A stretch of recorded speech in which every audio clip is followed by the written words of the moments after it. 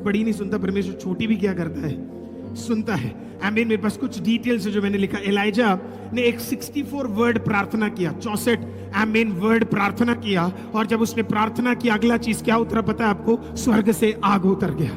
आमीन, praise the Lord. शिमोन पतरस ने एक सेंटेंस, ब्यूटीफुल गेट के सामने शिमोन पतरस गया और शिमोन पतरस ने सिर्फ एक सेंटेंस बोला लंगड़े को देखकर, आमीन, प्रेज द लॉर्ड, सोना या चांदी मेरे पास नहीं है, पर प्रभु यीशु मसीह के नाम में उठकर खड़ा हो जा।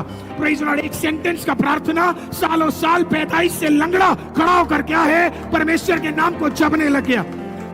अपोस्टल पॉल एक्ट्स चैप्टर 16 16वें आमीन चैप्टर के अंदर अपोस्टल पॉल एक औरत के पास जाता है और सिर्फ 14 वर्ड बोलता है, और उस औरत जिसके अंदर दुष्ट आत्मा थी, 14 वर्ड का प्रार्थना, और उस औरत के अंदर से क्या निकल जाता है?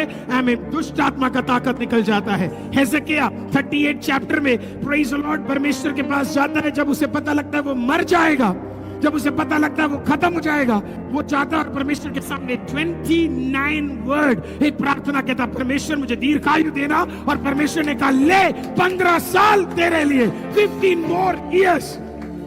अब वो प्रार्थना जो मेरा फेवरेट प्रार्थनाओं में से एक है, आमीन, जो मैं स्वयं हर दिन अपने घर में करता हूं, अपने लिए करता हूं, वो एक 29 कुछ बाइबल में 30 कुछ वर्ड्स में है, उसे कहते हैं याबेस की प्रार्थना। आमीन। नाम बेकार, नाम दर्द का अधिकार नहीं है, लेकिन 30 वर्ड का एक प्रार्थना, और परमेश्वर ने अगले लाइन में लिखा है, याबेस को इतना आशीषित किया, ना उसके घर में कोई इतना आशीषित, ना उसके परिवार में इतना कोई आशीषित, ना उसके आमीन कुटुंब में इतना कोई आशीषित। परमेश्वर ने उसकी प्रार्थना को सुन लिया। शिष्य लोग आए, यीशु मसीह को देखा, बोला रात को भी दुआ करते, सुबह भी दुआ करते। बोला 3 दिन का मीटिंग था, हम लोग तो थक के चले गए। यीशु पहाड़ पे क्या करने चला गया? प्रार्थना करने चला गया। तो उन्होंने यीशु के पास आकर पूछा, क्या आप हमें प्रार्थना करना सिखा सकते हैं? और यीशु ने एक 64 लेटर प्रार्थना किया, है हमारे बाप जो आसमान में है, तेरा नाम पाक माना जाए। Praise the Lord. पिछले 2000 से इस 2000 साल में इससे ताकतवर प्रार्थना और कोई प्रार्थना नहीं है। हालेलुया। सारे भूमंडल को हिलाने वाला प्रार्थना, 64 लेटर प्रार्थना। कभी कभी आपका छोटा प्रार्थना क्या करता है? 68 वर्ड, सॉरी, आमीन, प्रार्थना भी क्या कर सकता है? परमेश्वर काम कर सकता है। जरूरी नहीं है हर बार बड़ा प्रार्थना ही कर रहे हैं, कभी कभी छोटी छोटी प्रार्थनाएं भी जो हम करते हैं, परमेश्वर क्या करता है? कभी कभी जरूरतों के बीच में जब हम एक बार प्रेयर करते हैं, परमेश्वर क्या करता है? उन प्रार्थनाओं को सुनता है। बाइबल इस प्रकार से कहते हैं, हबक्कुक की किताब, हबक्कुक परमेश्वर का बाइबल में मेजर और माइनर प्रॉफिट्स थे। मेजर जो बड़े प्रभु के दास लोग थे, या जो बड़े प्रभु के अभिषक्त लोग थे। फिर कुछ माइनर प्रॉफिट्स आते थे, जिनमें से हबक्कुक भी एक था। हबक्कुक ने बाइबल में सिर्फ 3 चैप्टर लिखा है। उसमें भी वो खुदा के पास जाता है और खुदा से इस प्रकार से कहता है, परमेश्वर मैं चाहता हूं तू एक रिवाइवल भेजे। क्या भेजे? एक रिवाइवल भेजे। उसने लिखा, हम चाहते हैं तू फैमिली में रिवाइवल भेजे, जो चले गए, जो पीछे हट गए, उनके अंदर एक रिवाइवल भेजे, जो प्रार्थना नहीं कर रहे उनके अंदर एक रिवाइवल भेजे, जो ठंडे पड़े उनके अंदर एक रिवाइवल भेजे, आमीन, जो आमीन कठिनाई में उनके अंदर एक रिवाइवल भेजे। और बाइबल कहता है, आमीन, इस व्यक्ति का 33 वर्ड का एक प्रार्थना परमेश्वर ने सुन लिया, और खुदा बाप कहां से उतर कर आ गया?